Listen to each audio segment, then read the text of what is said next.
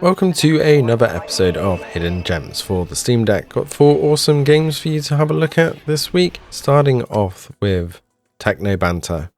This is a bouncer simulator with a very dark twist.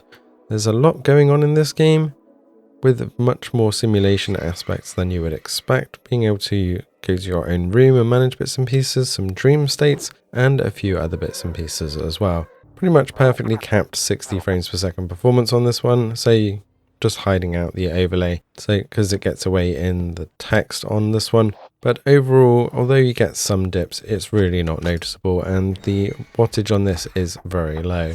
There is quite a lot of hidden story to this, so I'm not going to spoil it that much. It's very easy to run on the deck, but not so easy to complete certain stages. If you like the style and you want to be a bouncer with a difference, then do check out Techno Banter. Huge thanks to Lurkit for giving me a key to test this one out.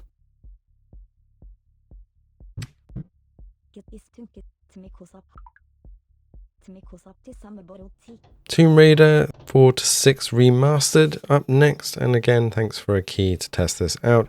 You can see here you can switch between the retro mode and the remastered mode at the flick of a switch, and it doesn't affect the frames per second at all. 60 frames per second, absolute solid on this one with maxed out settings, though there is one change you're going to have to make. For some reason this defaulted to the classic tank style controls, which I'm going to turn back on here so you can see. So you do want to change the control type to modern when you get into this, which is more what you expect with a dual stick motion. If you're not familiar with the tank style controls, that means that the left stick does your forwards, backwards, left and right movement, and you have to use the right stick to rotate. So if you want to turn right, you have to kind of stop and turn and then press forwards, and it gets very tricky. I don't remember this being the default control style back in the day, but I don't know how we got on with it. So do make sure that you change that control style to modern if it's not behaving the way that you expect, so that you can use the right stick to view and your left stick to run around as expected.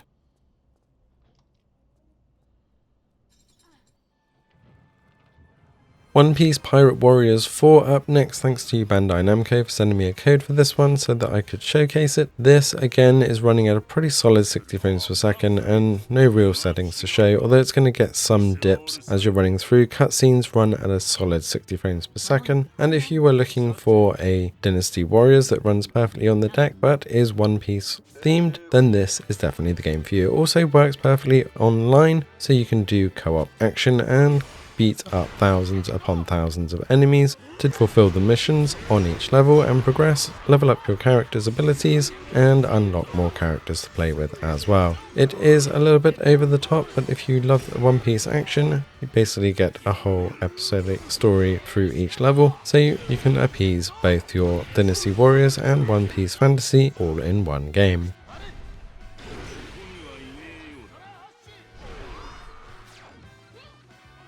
Lastly, we have the criminally underrated Project Tower. Thanks for giving us a key so I could showcase this one. This is one of the best looking games I've seen on the Steam Deck. Clearly an Unreal Engine 5 game, but with pretty good optimization. Although it does dip into the 30s in some instances, there really isn't much in the way of settings. Balance mode is pretty much all we have to go on here, but the cutscenes and some of the level designs are just absolutely gorgeous, and it has this very interesting mix of first-person shooter, puzzle solving and morphing abilities to try and work your way through these levels, where essentially you're trying to escape an unknown prison. Don't see a lot of people talking about this one, but if you're into your kind of puzzle shooters, then this is the perfect game for you to be playing on your Steam Deck. Links to all these games are in the description below, so let us know what you have been playing and which ones you are picking up. All of the keys that I've got for these are because I've requested them, because I wanted to cover them on the Steam Deck, not because they sent me them and adding them to this list. Check out the SDG Companion App if you like the stats that are being shown on each of these games as well. Thanks for watching, and see you in the next one.